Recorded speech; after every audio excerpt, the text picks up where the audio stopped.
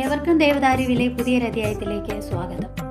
നമ്മളെല്ലാവരും വിവാഹം നടത്തുമ്പോൾ നാളുകൾ നോക്കിയും അതിൻ്റെ പൊരുത്തങ്ങൾ നോക്കിയും ചേർച്ചയും നോക്കിയൊക്കെയാണ് വിവാഹങ്ങൾ നടത്താറ്.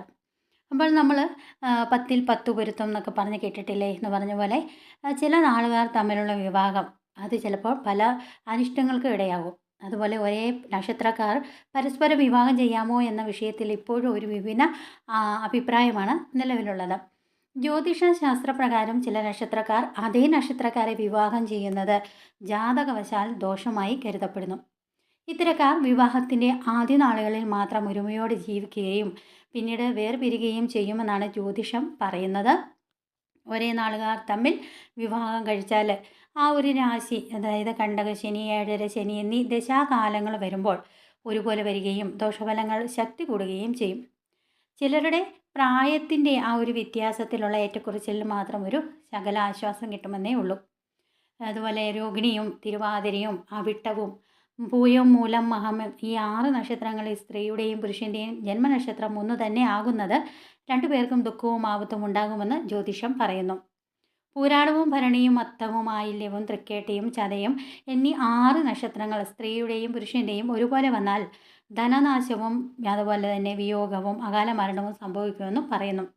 അതുകൊണ്ട് തന്നെ ഒരേ നാളുകാർ തമ്മിലുള്ള വിവാഹം അത് ഇനി ആ തെറ്റ് ആവർത്തിക്കാതിരിക്കാനായിട്ട് ശ്രമിക്കുക.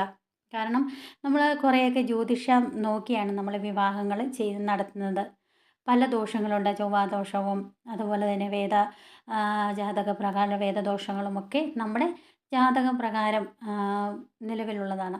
അതുകൊണ്ട് തന്നെ ഈ നാളുകൾ നോക്കി ആ പൊരുത്തം നോക്കി നമ്മൾ ചെയ്യുമ്പോൾ ചില നാളുകൾ ഇതുപോലെ ഞാൻ മുൻപ് പറഞ്ഞ പോലത്തെ ഒരേ നക്ഷത്രക്കാർ തമ്മിൽ ചിലപ്പോൾ ആ ഒരു ദശാകാലങ്ങളിലെല്ലാം ബന്ധപ്പെട്ട് ശനിയും കണ്ടകശനിയും ഒക്കെ അവരെ ഒരുപോലെ ബാധിക്കാനായിട്ട് സാധ്യതയുണ്ട്.